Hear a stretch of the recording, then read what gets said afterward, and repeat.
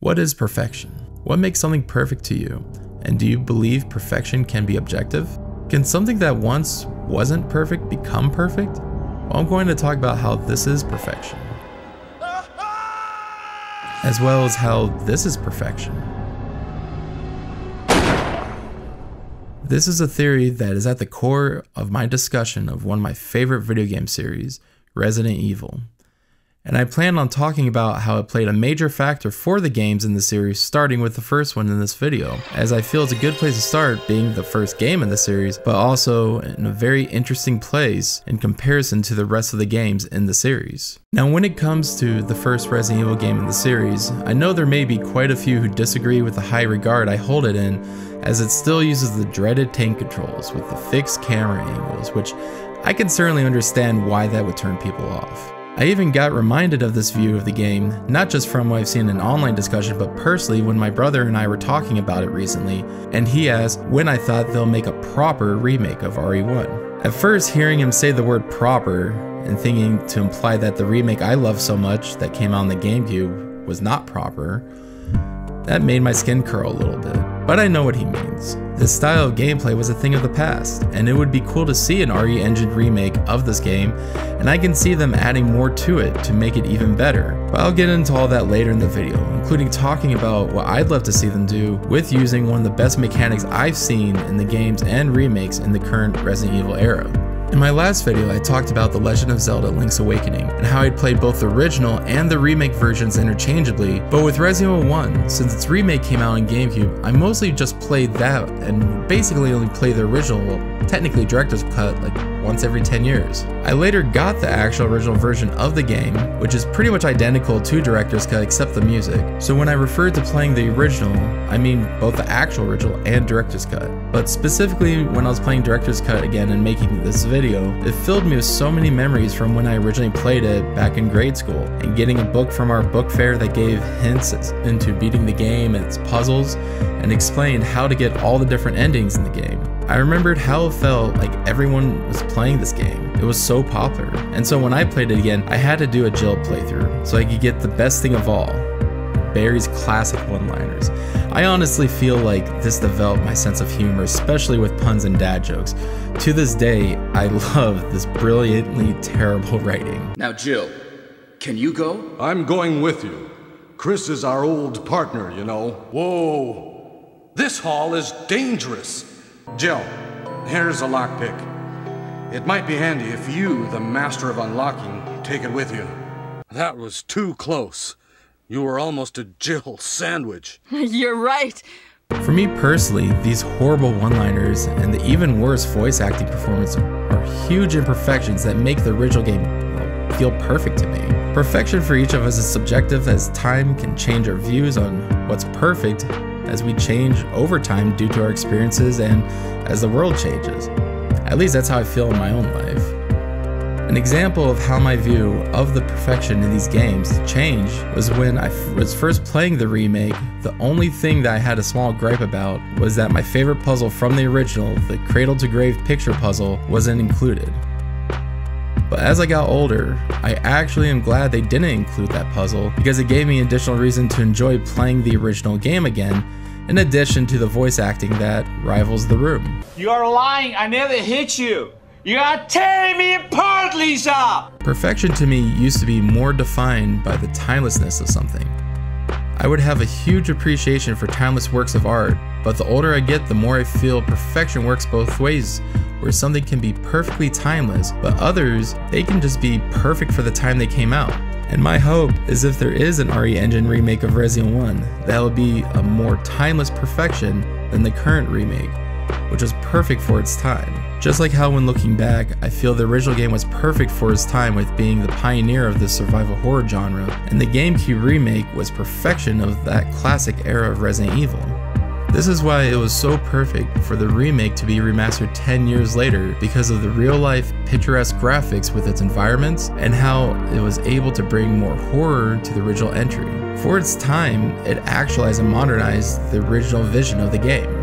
As discussed, the original had a level of campiness that it kicked off the series with, but I feel they could keep some of that and still update it to have a more darker and a more serious tone, just like how they started on that path with the remake, but can maybe go a little bit further with some improved lines as well as voice acting, which wasn't nearly as bad as the remake, but certainly can be better with more character building as well. It also wouldn't hurt to have more continuity in the series canon, as it would be cool to see Rebecca be portrayed as being more capable, since she did just go through her own adventure in RE Zero, where she dealt with a threat that posed way more danger than the tyrant RE1 does. I always find it goofy how she trembled at the sight of a hunter.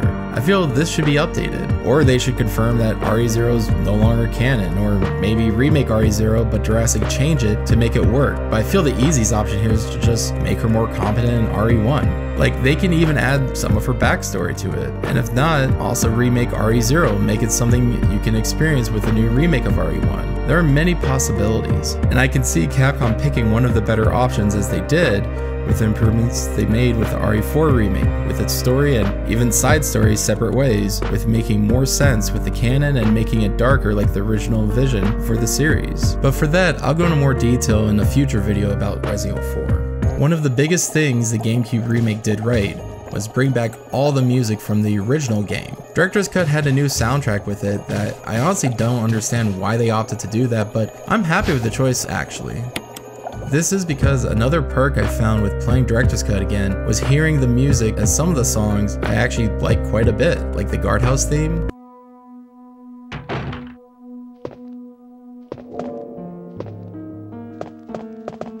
And the theme for the mentioned Cradle to Grave picture puzzle room that you hear upon solving it.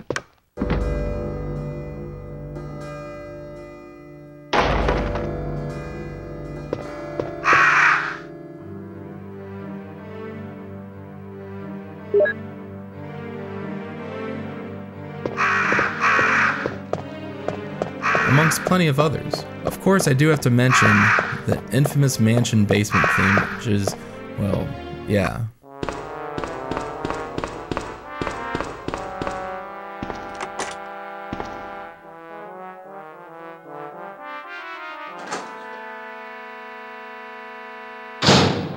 To be honest, this makes me feel like Director's Cut really is the best version of the original game to go back to, as it fits in perfect with the other imperfections I mentioned with the game that makes it more perfect for me, as at least when it comes to feeling nostalgic for it. But one thing I reflected on when playing the games again is how I feel like my love for lo-fi music only made more sense because of the save room music from these games. I know there's been a lot said about the beauty of the save room music in horror games, especially Resident Evil, but I feel because the vibe isn't too far from that of a lot of modern lo-fi hip-hop that's made today. It's interesting how that music is meant to give a vibe of nostalgia, and so for me, I feel like it does because it makes me feel like I'm in the same feeling as reaching a save room in the Resident Evil games. Which in making of this video, I learned the save room theme from RE1 and made a lo-fi remix you hear playing right now. And in learning it, it made even more sense, as the two chords that make up the entire song, its chord progression is just minor 7th chords with added 9th, which are some of my favorite chords that's used in lo-fi music, as it gives this like melancholic but also meditative vibe. But even more so, going back to the nostalgia factor for this, the most common time I listen to lo-fi is when I'm sleeping, which feels emblematic, like it's my own personal save room in life, or something like that. Another major thing the game introduced me to was the classical song Moonlight Sonata by Ludwig van Beethoven, specifically the first movement. I love the song so much, as it was the first song I wanted to learn how to play on the piano after playing the game. And so I feel it's really what motivated me the most to want to learn piano as a kid. I always loved how when Rebecca was practicing it, you can hear it through the hallway and a little bit around the mansion. And I'm really glad they kept it in the remake, and hopefully if a new remake is made, it'll still be there again. Recently I read an online discussion that asked what was the best Resident Evil era. The top voted answer was the current one, as it's seen as the golden era of the series, and honestly I couldn't agree more. This also has me excited that they haven't given RE1 the RE Engine remake treatment yet, because of the possibilities of how good it can be from how Capcom could take what they learned from the other entries in this era, new and old. Like for example, I'd love to see if they'd add more files that connect Mother Miranda to Spencer more, or maybe a puzzle that is added that has some kind of connection to the village from RE8, or maybe even use a game mechanic that takes from the suspense building of my favorite part in RE8 in the psychological horror sequence of House Beneviento. Not necessarily making RE1 psychological horror, but just having a nod to that to add to the horror that already exists in the story, or add something like it, like how they did with Lisa Trevor in the GameCube remake.